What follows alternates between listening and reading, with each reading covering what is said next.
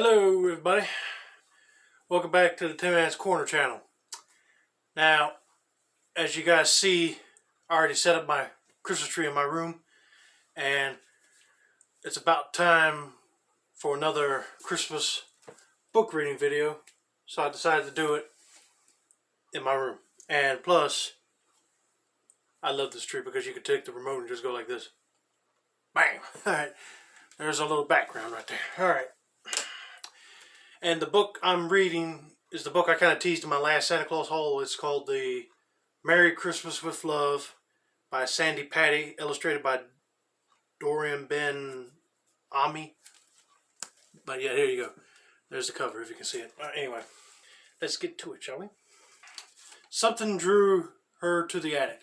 She didn't know why. She hadn't been up there in years. Not since, well, not in a very long time. As she fumbled to turn on the light, she bumped a box and heard a Christmas bell jingle. Christmas! Leaning next to the Christmas box was the sled, the red sled Billy got for Christmas so many years ago. Oh, how his eyes had twinkled when he came down those stairs. That Christmas morning, he was 12, so old, so young. Mom, this is the best Christmas ever. I love you, Mom. Thank you. So, yeah, I don't know if you can see it, but there's the box with the sleigh. There's the woman looking out the window. Alright, guys, I moved over because you probably couldn't see the pictures that well, so I'm in a better lit section of my room. But you can still see the tree, but anyway. As she thought about that happy morning, she heard a noise that jarred her back to the present. She opened the attic window and yelled down at the boys in her yard. Johnny, how many times have I told you to keep that silly sled out of my yard? The next time you boys trespass in my yard, I'm going to call your parents. We're sorry, old Miss Russell. We lost control of the sled. It won't happen again. It better not, she said, and slammed shut the window. Old Lady Russell is such a hag, the boys began to complain, all except Johnny. Yeah, if the lady's asking you politely to not be in her yard with that, then yes. But she probably got something going on anyway. Let's continue. There was something in the way Old Lady Russell looked at him. If she was so mean, why did she look so worried? Oh well. See you later, guys. Johnny picked up his red sled and went home. There's the boys right there and the old ladies right there at the top window yelling at them. That evening, Old Lady Russell, as the kids called her, made some hot tea and a batch of cookies.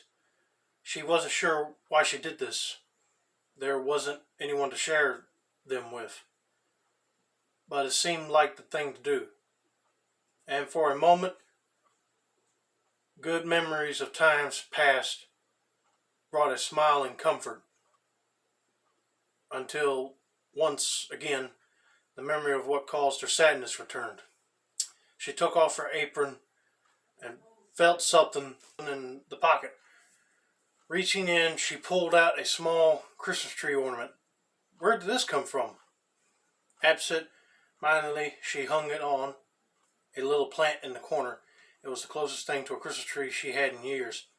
As she turned out the light, she heard herself saying, Merry Christmas.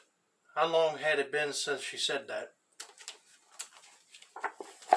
Look, she made her batch full of cookies. There's the cookies she already ate and a cup of coffee. School was out for Christmas vacation, and the neighborhood boys were taking turns with Johnny's sled. When it was Johnny's turn again, he dragged his sled up the hill, then took off for the ride of his life. Unknown to him, Old Lady Russell saw it all. She saw the fear on his face when he realized the sled was out of control, and the sheer delight when he crashed into a snowbank and was covered with snow from head to toe. She knew, too, that Johnny hadn't realized yet that he had landed directly in the middle of her yard. Old Lady Russell ran out onto the porch to see if Johnny was okay, and realizing she had let her guard down, she quickly scolded him. "If I've told you once, I've told you 1,000 times not to trespass in my yard. Come in this house at once, young man, and bring that silly red sleigh with you," she commanded. Stunned and afraid, Johnny reluctantly followed Old Lady Russell into her house. "You're Eddie Jones's son, aren't you?" she said. "He was my son's best friend." There's Old Lady Russell on the porch telling Johnny here to come into the house. Johnny remembered hearing his father talk about Billy's mom. He said she was so nice, always making them cookies and treats. Could this be the same lady? Old Lady Russell was anything but nice.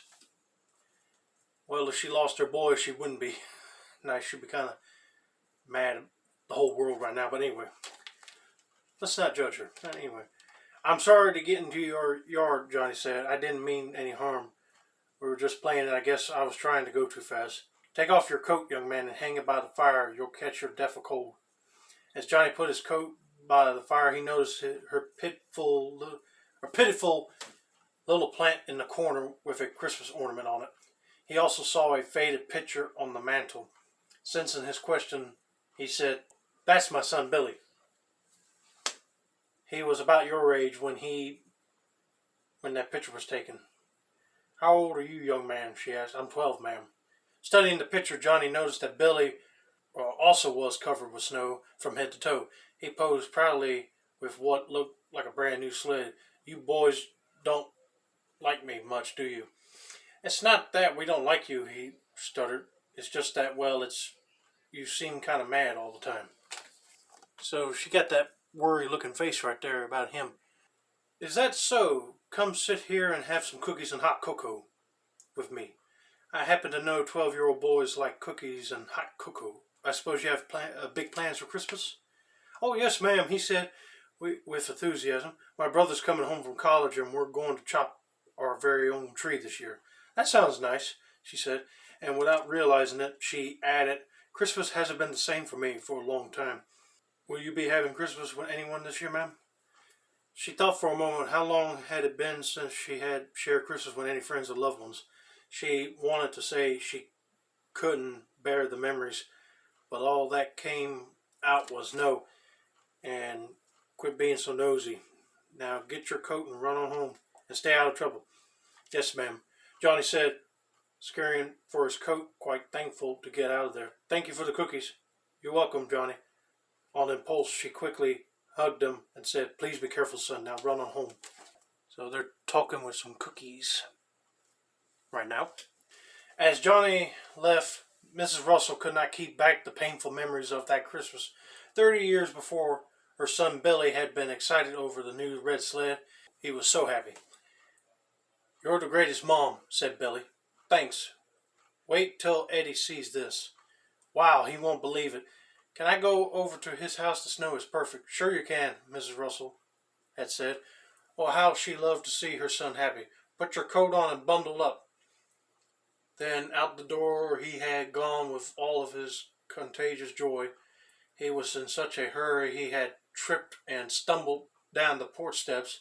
He was covered from head to toe with snow, and the two of them had shared a most precious giggle over the incident. Right there. She had called and ran to get her camera. I want to remember this. After she snapped a quick photo, he headed to Eddie's to show off his new red sled. So there's her little boy right there. I don't know if you can see it. There had been such laughter all up and down the street that day. Out of the kitchen window, she had watched as Billy and Eddie took turns with the sled. It was Billy's turn again. He hiked up the hill and dragging his sled behind him. Then with complete abandon, he took off faster than he ever gone before. But the sled kept going faster, and the delight on his face turned to panic and then to fear as the sled veered completely out of control. He couldn't stop it. Helplessly, she watched as Billy's sled hit the big oak tree in front of Mrs. Turner's house. Wow, that was a good one, Eddie had shouted, running toward Billy. That's the best run I've ever seen. You okay, Bill? But Billy didn't answer. He didn't even move. He just lay there. Come on, Billy, stop kidding around. Get up. Mrs. Russell has seen it all from her kitchen window, as had many of the neighbors. They all came running toward the big oak tree and Billy. Somebody get a doctor. Billy, get up. Please get up. But Billy didn't get up. The doctor arrived, but all he could say was, I'm so sorry. Billy broke his neck in the crash. I'm sure he didn't feel any pain. I can see why the mother's upset and worried about these other kids. She's running out there to see him. And the red sled's right there right next to the tree. For Mrs. Russell, it had been as if time were as frozen as the icicles on the house. She was certain her own heart and her own breathing had stopped too. Why, oh dear God, why my Billy was only 12, so young. Oh, how she missed him. How she longed just once more to make sure he had buttoned up his coat and tied his blue scarf around his neck before he went dashing off to school. She thought of Johnny. What a sweet boy. He reminded her of Billy, red sled and all. She didn't want to let herself feel anything for him, but she knew it was too late. She actually allowed herself to hope she might catch a glimpse of him tomorrow, Christmas Eve. Johnny didn't know it, but he had already brought a newness to her life. Tomorrow, then, she thought, and for the first time in a long time, Mrs. Russell had a good night's sleep. She's staring right next to the window. Johnny was quite shaken when he left old lady Russell's house. A lot of things seemed strange to him. If she was so mean, why did she offer him cookies? And that picture of her son, what was his name? Billy. He must remember to ask his dad more about Billy and that plant with a Christmas ornament. Was that all the Christmas decorations she had? Why did she say Christmas hadn't been the same for her? Johnny could not stop thinking about Mrs. Russell. The next day was Christmas Eve. Johnny's brother finally came home from school, and they went to chop down their very own Christmas tree. What fun they had. They got home just in time for dinner. Johnny's mother asked him to change clothes before their family would be going to church for the Christmas Eve service. Then after church, they would come home and decorate the tree. Oh, that sounds lovely. Anyway, although Johnny had enjoyed chopping the tree with his brother, he was unusually quiet through dinner, and now at church his mind was on Mrs. Russell. What was she doing right now? And here's a picture of him and his brother going to get a tree. Pastor Johnson was talking. Jesus came to us as a baby, he began. He was born, he lived, he died, and he rose again, all for us. He gave himself. This is the greatest Christmas gift, and Jesus wants our gifts to be the same. Every gift must be given with a little bit of ourselves. Amen to that. To give yourself to someone is the greatest gift of all. Christmas is a time of joy for many people, but for others it is a time for loneliness, a reminder of their losses, their hurt, and their pain. That's it, Johnny thought. Loneliness. Mrs. Russell isn't mean, she's lonely. Suddenly Johnny knew what he could do for her. As soon as church was over, Johnny told his family about his experience with old lady Russell, how she scolded him, gave him cookies, and hugged him. He told them about the sad look in her eyes. That he now knew what loneliness. Pastor Johnson talked about giving ourselves to someone. I want to do something for Mrs. Russell.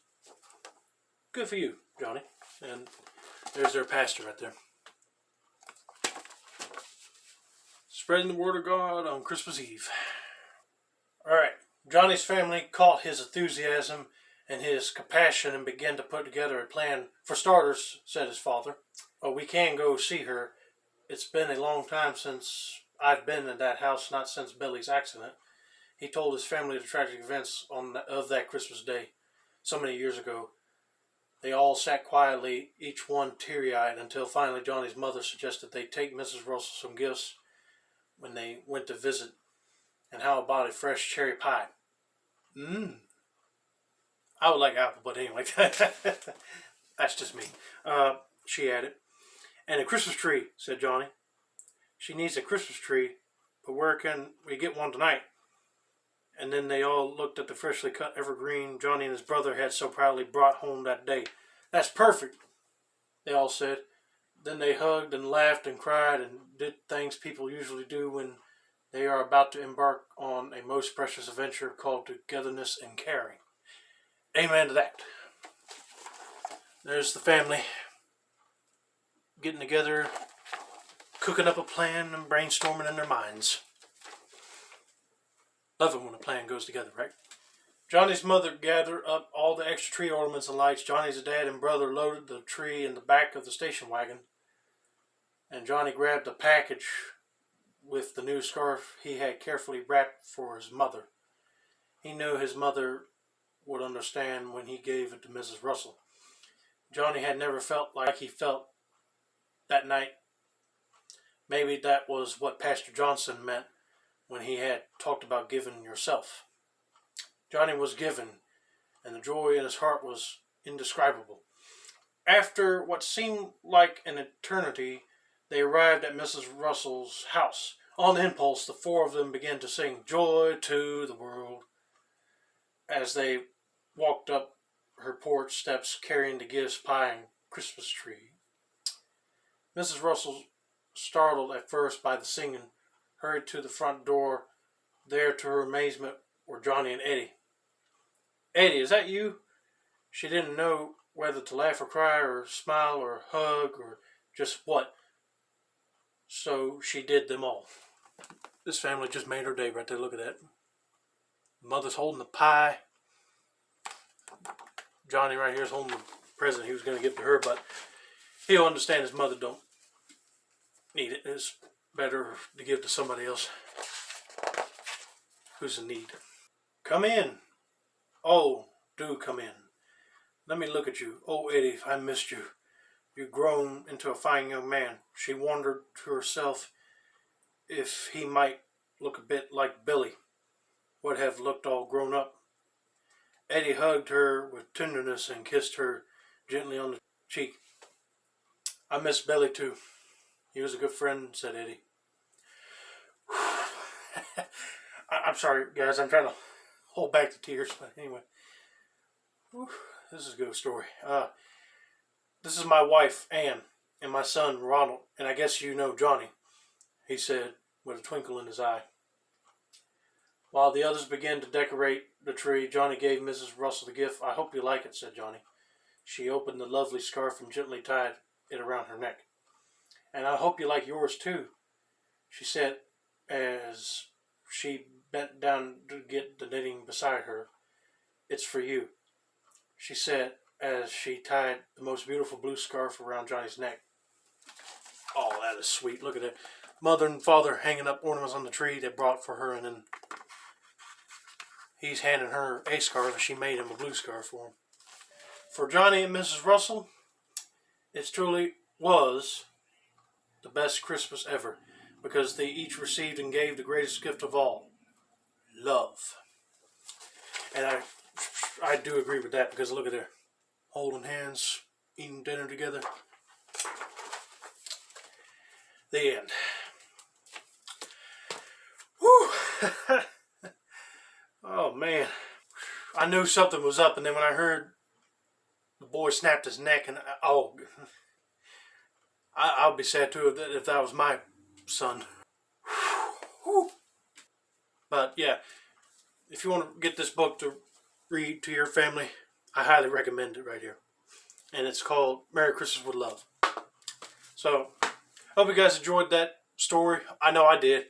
Don't forget to like, subscribe, turn on those post notifications for more book reading content like this. And I am your host, Jeffrey the Tin Man Taylor. This has been another successful installment of the Tin Man's Corner channel. And I thought I'd let you guys know I am going to be doing a Christmas home tour again this year. Since I already got my tree up. And you probably can't see it, but I got some Santas right there. But anyway, you all will see that in that video. And I hope you guys enjoy that. Sayonara, everybody.